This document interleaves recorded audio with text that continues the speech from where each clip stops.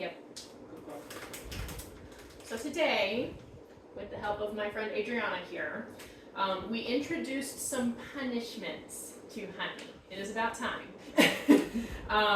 Now, when I use the word punishment, I don't mean we're wailing on her or yelling in her face or doing something super aversive to make her regret her life decisions. All we're introducing is some sort of consequence for the unwanted behavior that makes it less likely that she will perform that behavior again. The two punishments that we introduced today for Honey are a stomp when she tries to jump up on us, and a tongue press if she tries to get her teeth on your hands when you're interacting with her. So I'm going to try and recreate scenarios that prompted her to do these two unwanted behaviors so that I can demonstrate to you how to introduce the punishments to stop those behaviors from happening. Okay? Hi. Hi. Hi, Honey. Hi, little girl. Hi. I'm going to get crazy. You're making good choices. Why are you making so many good choices? Come on. Come on. Yeah, come on. Yep, good girl. So, the minute Honey rears up to put her hand on you, or put her paws on you, you just need to pick a foot and stomp it real hard into the ground. That sound, the noise, is usually all it takes to interrupt her jumping and cause her to kind of shrink back down onto the floor.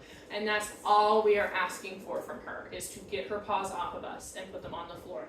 Don't ask for anything else. And you want to always follow the positive punishment that you introduce with a reward, a reinforcer for the alternative choice. So in this case, when Honey doesn't choose to jump on me anymore, because all it really takes is one, all it should take is the one stomp. When she chooses to jump up for any reason, the minute you see her put her paws back on the ground, that's a marker moment. You say, yep, and then you give her the affection that she was seeking when she jumped on you in the first place. And you see now she's behaving appropriately, asking for it nicely with comfortable leans, and is not reacting poorly. Now that she's lined up for me, I'm going to show you the biggest trigger for her kind of nomming, mouthing habit that we saw today, and how to interrupt that with a positive punishment. She got really mouthy, and she's kind of starting to think about it right now, when we grabbed her harness. And all I did was put a finger out to push on her tongue, and that prompted her to rethink why she wanted to bite at me and go to lick instead. Okay, good girl, good girl. So these harness buckles, for one reason or another, are the biggest trigger for her biting. And all I'm doing here, yeah, good girl, is poking out a finger with the intent of pressing on her tongue. And she immediately shifts to lip licks and licking at my fingers instead of biting at me. Okay? So those are the two punishments that I want you to introduce to your routine with her. You can stomp when she tries to jump up on you, and you can press down on her tongue with your finger if she's going to mouth at your hands. One thing to note, though, when we were interacting with Honey today during her sessions, there were moments when she would kind of come at our hands and just get a little nibbly. It wasn't like an all-out, I'm going to hold your hand in my mouth and like gnaw on it. It was just, I'm a little enthusiastic about what's happening. I know that there were treats in this hand before, so I'm going to just check with my teeth to see if there are treats again. In those moments, it is not necessary to use our stomp or our tongue press. All you have to do is freeze. You stop interacting with her when she does those little drive-by nibbles, and she will learn that the nibbles get her nothing. If you do give her feedback during those nibbly moments, like, honey, no, or honey, I don't have anything for you right now, any of that verbal response is actually reinforcing the nibbles. So keep that in mind. If she's just kind of curiously working around your hand to see if there's something edible there, stay still, stay quiet, give her nothing for that. And wait for her to offer appropriate activities like the leans to then give her the feedback that she wants. Okay? The other skills that we worked on today were introducing a termination cue to her. This is basically a release. We may have worked on this kind of early on in her training, but it's been a minute, so I wanted to reintroduce it to you today with Adriana's help. So I'm going to step out of frame and have Adriana demonstrate the other two skills we practiced. This still doesn't want you here. Thanks. So we introduced a termination cue of thank you to Honey today. And you see she's getting a little nippy here. But it's really just to see if there's a snack waiting for her in those hands because she knows, yep, good girl. She knows that Adriana has the bunch of snacks now. So we introduced the termination cue in the context of duration today. So you can build on duration in two ways. One, by just having you and her, Honey, hang out together over a couple second intervals and then releasing her with the termination cue. And the second way is with distance. You can build distance from Honey while she maintains the down and then use the termination cue to release her. So Adriana's going to set her up in a down and we're going to work on the breath testing first. Okay? Honey, sit. Yep. Down.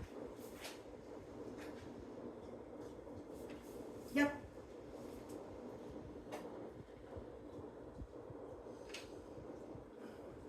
So now Adriana is just going to take a few deep breaths in and out.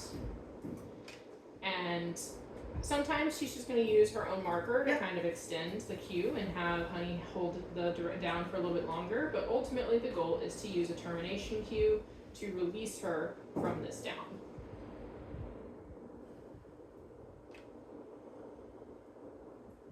Thank you. So the goal when you use the termination cue of thank you is to then prompt Honey to break from the position that she's been maintaining by moving away yourself. You can try it again if you'd like and see if she'll get up. She says, I am in the super down.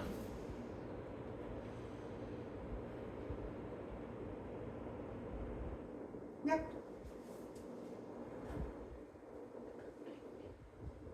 This time, try having a little more energy behind the thank you and kind of bouncing away a bit, okay? Thank you. Why are you being too good? Too good. Why are you being too good, Jan? Good. She's like, we've been playing this game all day. I know this game. Honey, thank you. Thank you. Yeah, that's how it works, you silly goose. So when you say thank you, you are releasing Honey to reinforce herself using the environment around her. Whether that's thank you, now you can go say hello to somebody. Thank you, now you can go eat your meal. Thank you, now you can walk through this door. The environment becomes the reward when you use your termination cue of thank you. The other way that we've built duration today is with distance. So Adriana, if you want to reset her and try building distance before using the termination cue. Down. Yep. She's like, I know what's next. I'll just do it.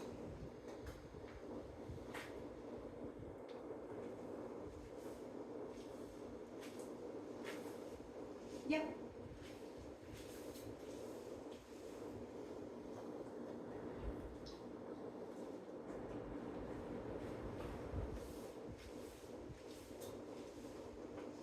Yep.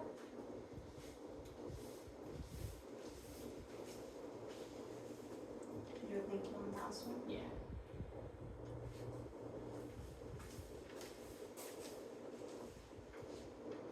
Thank you.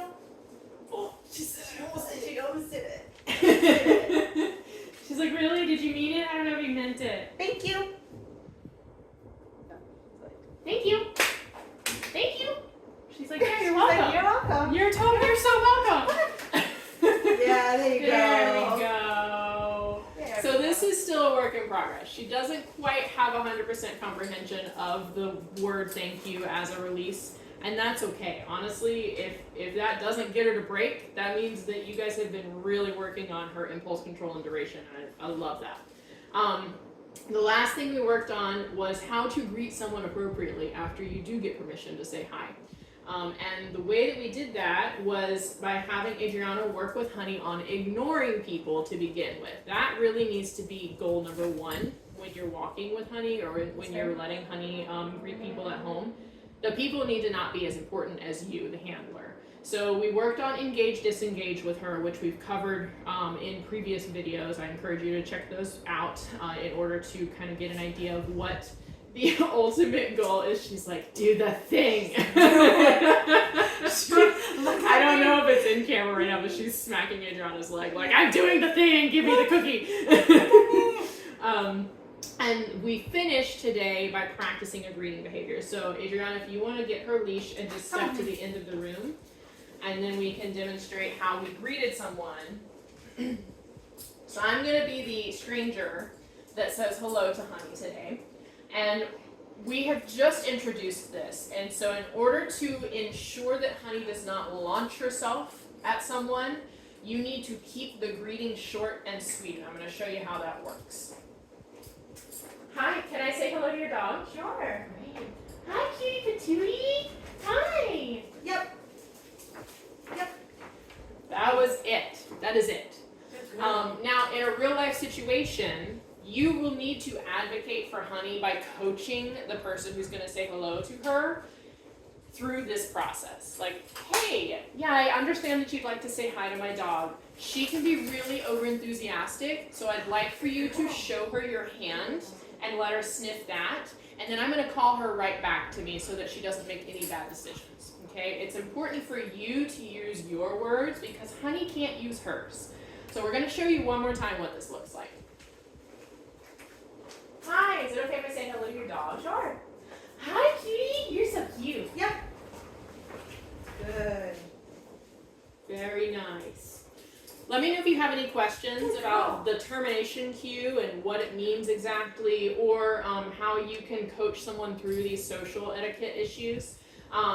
The punishments need to work on the first try. If you're having to stomp 3 or 4 times and Honey is just not getting off of you, then we need to rethink our strategy and maybe introduce something a little more aversive than just that loud noise. So keep me in the loop about what's working at home for you when it comes to our positive punishment introductions, okay? You did so good for me today, Honey. Don't bite me though. Yeah, you did. Yeah, you did. Good job. Good job.